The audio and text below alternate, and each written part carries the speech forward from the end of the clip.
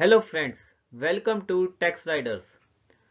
So we are going to discuss our most awaited video of non-resident part 2, that is LRS, Liberalized Remittance Scheme.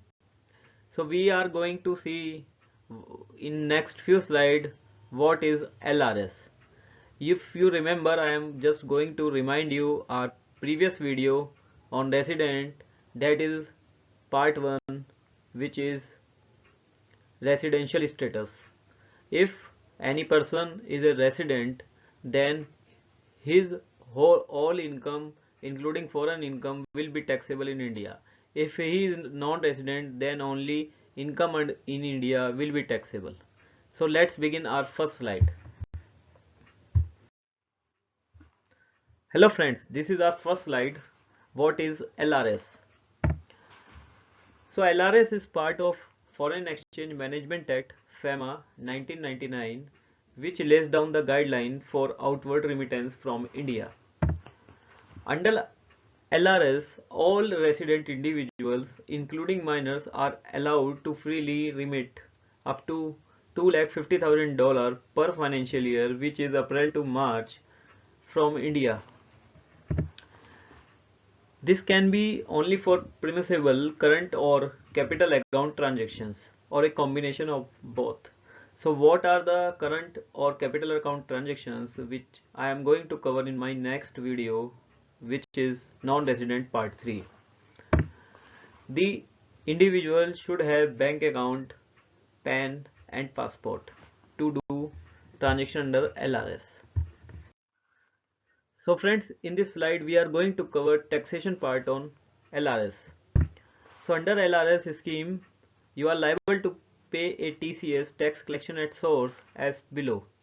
So there is a table in which we have mentioned the type of remittance and the rate of TCS.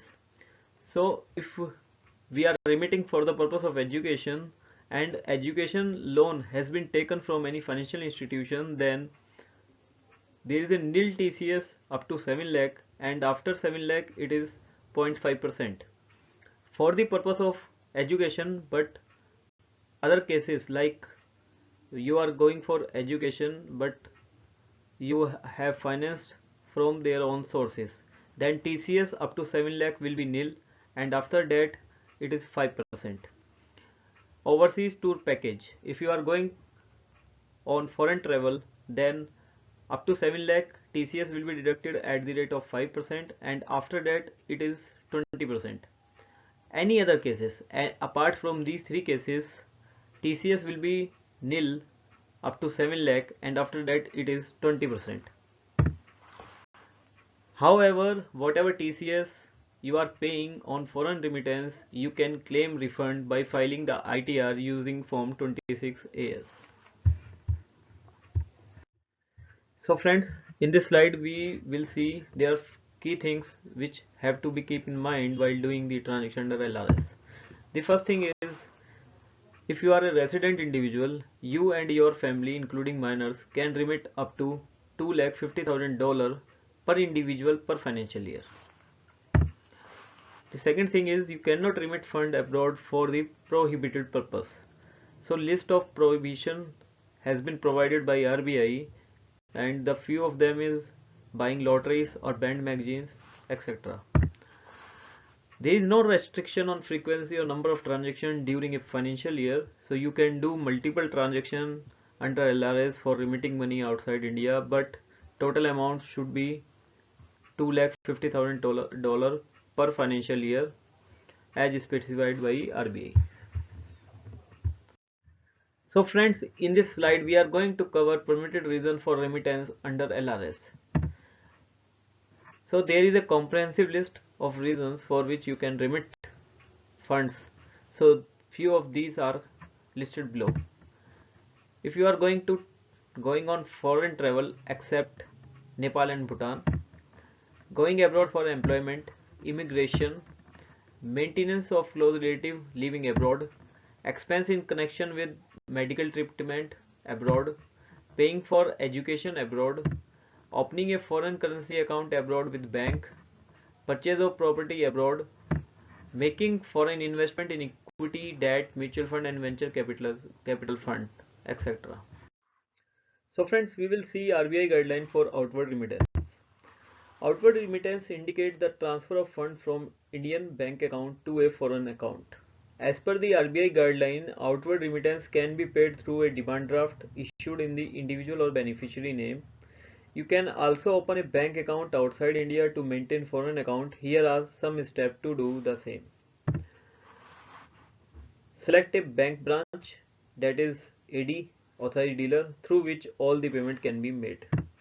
Make sure to carry your PAN.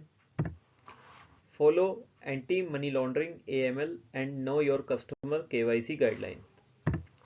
Fill out form A2 to purchase foreign currency. Last but not least, banks are prohibited from providing any credit facilities to resident under LRS. So friends, in this slide we are going to cover frequently asked question on LRS. The first one is income on foreign investment taxable under LRS? Yes. Profit earned from investment with more than 24 months of holding period are eligible for 20% taxation. Otherwise, it is taxable under individual tax slab rate. You need to pay a 20% TCS for transfer of above rupees 7 lakh. The second question is, can I claim refund TCS on LRS? Yes, you can claim TCS deducted as refunds. All you need to do is fill out Form 26A while filing your ITR. The third one is, can remittance to be made only in US dollar? No, the remittance can be made in any freely convertible foreign currency. The fourth one, under LRS, are resident individual required to repatriate the income earned on investment abroad over and above the principal amount? The investor who has remitted fund under LRS can retain or reinvest the income earned from the investment made under the scheme. However, the received, realized, unspent, unused foreign exchange, unless reinvested, shall be repatriated and surrendered to an authorized person within a period of 180 days from the date of such receipt, realization, purchase, acquisition, or date of return to India, as the case may be. So friend, we have explained how to remit funds under LRS. It is good to send money to your close relatives or for education purpose or for medical treatment. You can send up to $250,000 in a financial year. The painful part is TCS. Now government is deducting 20% TCS on remitted amount. So that is refundable, but it is a process to file the ITR then get the refund. But somehow it is the best to go with LRS. Please subscribe our channel for more informative videos, like our video and share to your friends and family. Thank you.